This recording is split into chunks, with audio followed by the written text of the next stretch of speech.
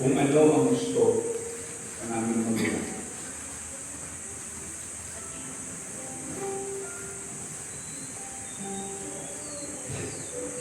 Hindi namin kaya pantayan o paminsan.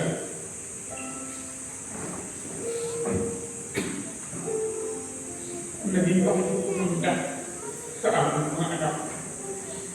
Kung hindi man namin kaya pantayan,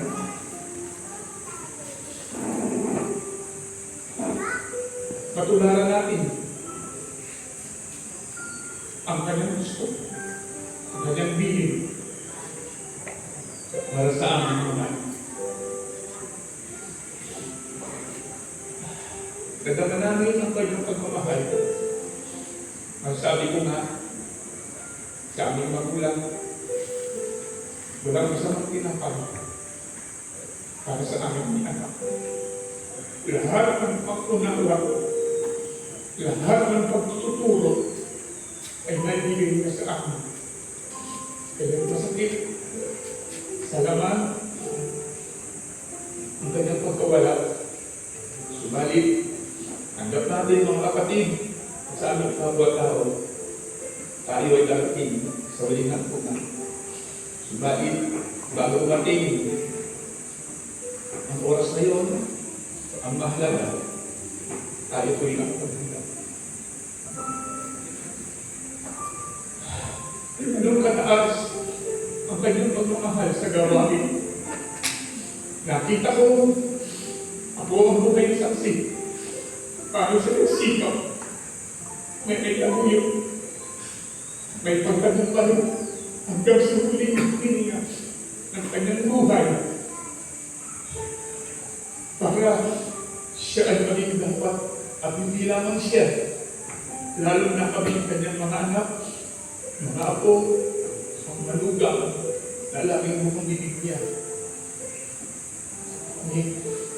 Ay magsama-sama sa pananampalataya ito.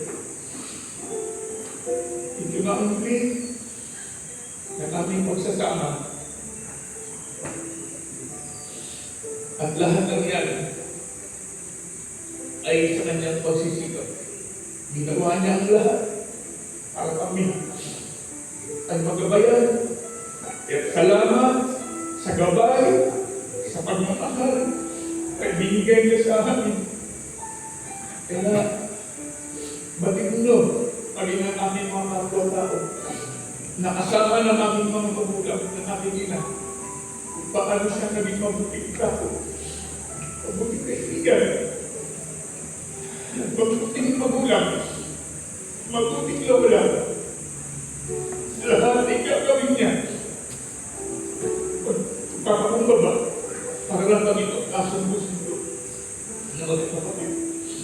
Kaya, salamat po, ng maraming salamat sa lahat ng nakiramay at ipagkarisa sa kagahatid namin sa ulay ng tulog.